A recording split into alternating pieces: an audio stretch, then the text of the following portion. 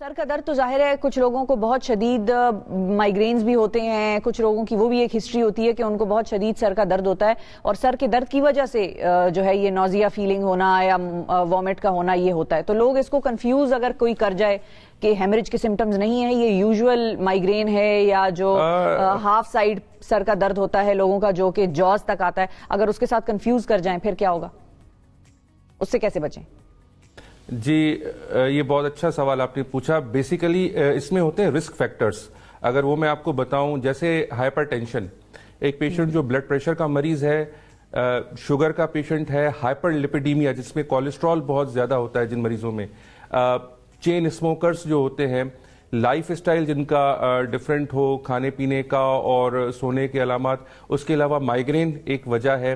تو اس طرح کی جو چیزیں ہوتی ہیں وہ پہلے سے اس میں رسک فیکٹر ہوتے ہیں. Even migraine is one of the risk factors, لیکن اس میں بہت کم اس کی تعداد ہوتی ہے. جو پیشنٹ ہائپر ٹینسو ہیں، ڈائبٹک ہے، ہائپر لپیڈیمیا ہے، چین اسموکرز ہیں، یا کوگولوپیتھی جس میں وہ اینٹی بلڈ تھننگ ایلیمنٹس لیتے ہیں جیسے ایسپرین ہو گیا، وارفیرن ہو گیا، ان میں کمپیریٹیولی رسک زیادہ ہوتا ہے. اس طرح کا جو ہیمریج ہوتا ہے usually after the age of 40 کے بعد اس کی پرسنٹیج اباؤٹ 30 ہو جاتی ہے. بیفور 40 جو ہے اس کی پرسنٹیج 5-6% رہتا ہے. ینگ ایج میں جو ابیوسو سبسٹینس یوز کرتے ہیں ینگ ایج میں، ان میں کمپیریٹیولی یہ زیادہ ہے. لیکن اگر آپ دیکھیں جو رسک فیکٹرز اولڈ ایج کے ساتھ آتے ہیں آفٹر 40-45، ان میں یہ دوسری علامات آتی ہیں. تو مائیگرین میں بھی یہ ہو سکتا ہے لیکن اس کے رسک بہت کم ہوتے ہیں. اور دوسری بات یہ ہے کہ مائیگرین میں جو ہے ہوش کا لیول ڈاؤن نہیں ہوگا، بار بار اتنی زیادہ الٹیاں نہیں ہوں گی، پیشنٹ اس میں کمپیریٹیولی درد زیادہ فیل کرتا ہے. تو جن میں پہلے سے بلڈ پریشر ہے، شوگر ہے، کولیسٹرول لیول ہائی ہے، اینٹی ہائپرٹینسو لے رہے ہیں، تو ان کو زیادہ اس چیز کے لیے کنسیڈر کرنا چاہیے.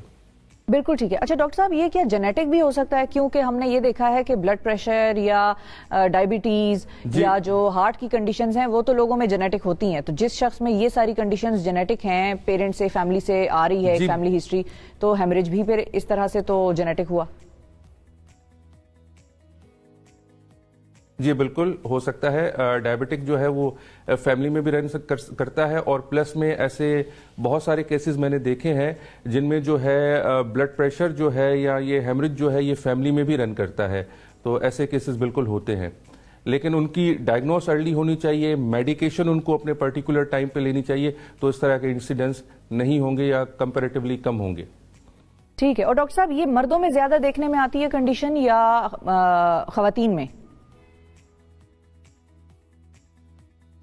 نہیں، کمپیریٹیولی میلز کا ریشو کمپیریٹیولی بہت زیادہ ہے ایز کمپیئر ٹو فیمیل، کیونکہ کارڈیک ڈیزیز ان میں زیادہ ہوتی ہے، اور بلڈ پریشر جو ہے وہ بھی میل میں زیادہ ہوتا ہے. شوگر کا جو مرض ہے وہ بھی میلز میں زیادہ ہوتا ہے.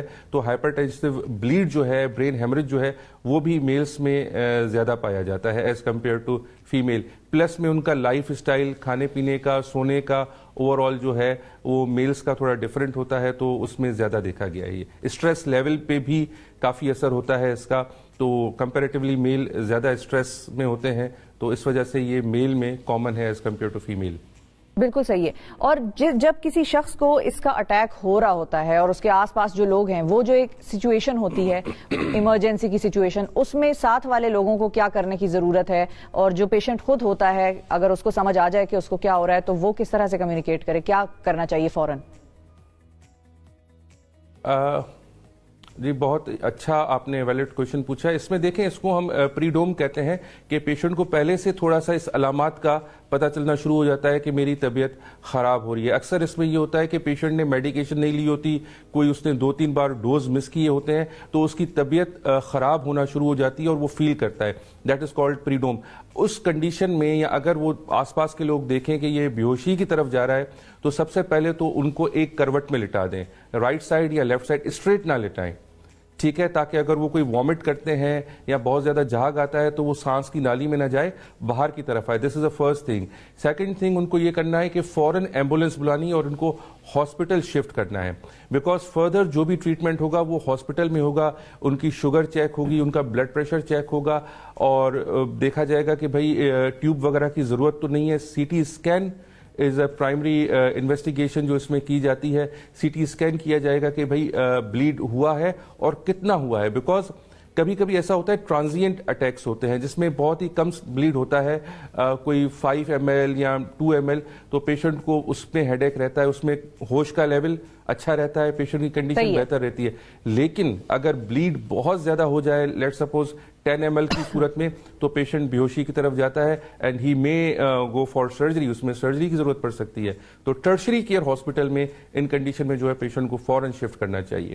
ٹھیک ہے. اور سر یہاں پر ایک دو سوال اور اہم ہے کہ کتنی دیر ہوتی ہے ایک پیشنٹ کے پاس جب اس کو یہ ہیمریج کا اٹیک ہو رہا ہوتا ہے, till the time he gets to hospital, کتنی دیر میں پہنچانا چاہیے پیشنٹ کو؟ اور دوسرا یہ کہ سیویریٹی لیولز کیا ہوتے ہیں؟ کچھ لوگ ایسے بھی ہم نے دیکھے ہیں جو ہیمریج سے ریکور کر جاتے ہیں اور بڑا ایک طرح سے صحت مند زندگی گزارے ہوتے ہیں, اور کچھ ایسے ہوتے ہیں جن کی ڈیتھ ہو جاتی ہے. تو وہ یہ چیز کس چیز پہ بیس کرتی ہے کہ یہ پیشنٹ اس قسم کا ہے کہ اس کی بہت سیویئر لیول کا ہیمریج ہے اور دوسرے کا جو ہے وہ بہت سیویئر نہیں تھا, مائلڈ تھا؟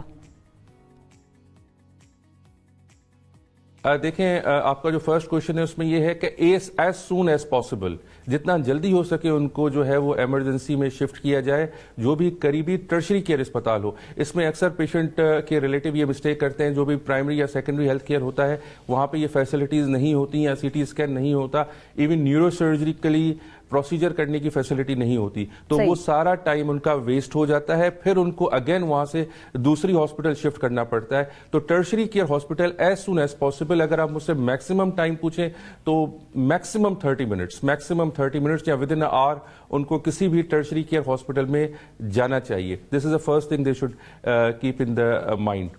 ٹھیک ہے. اور دوسرا آپ نے کیا پوچھا تھا سوال؟ سیویریٹی کے حوالے سے, کیسز کی سیویریٹی کس چیز سے ویری کرتی ہے؟ سیویریٹی اس میں دیکھیں, سیویریٹی ڈیپینڈ کرتی ہے کہ بلیڈ کون سے ایریا میں ہوا ہے. ہمارے بہت سارے لوبس ہیں, فرنٹل, پرائٹل, آسیپیٹل, ٹیمپورل. اور دوسرا یہ ہے کہ اس کی مقدار کیا ہے.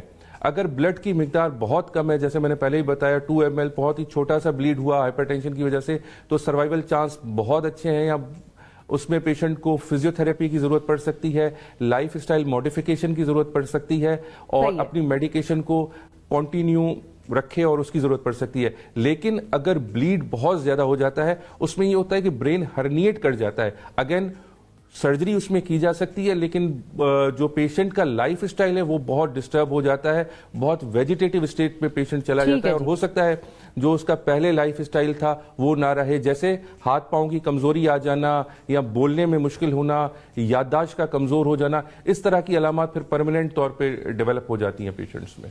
بالکل ٹھیک ہے. ڈاکٹر اورنگزیب عباسی صاحب ناظرین ہمارے ساتھ موجود تھے, کنسلٹنٹ نیورو سرجن تھے, اور ہیمریج کے حوالے سے ہمیں بتا رہے تھے.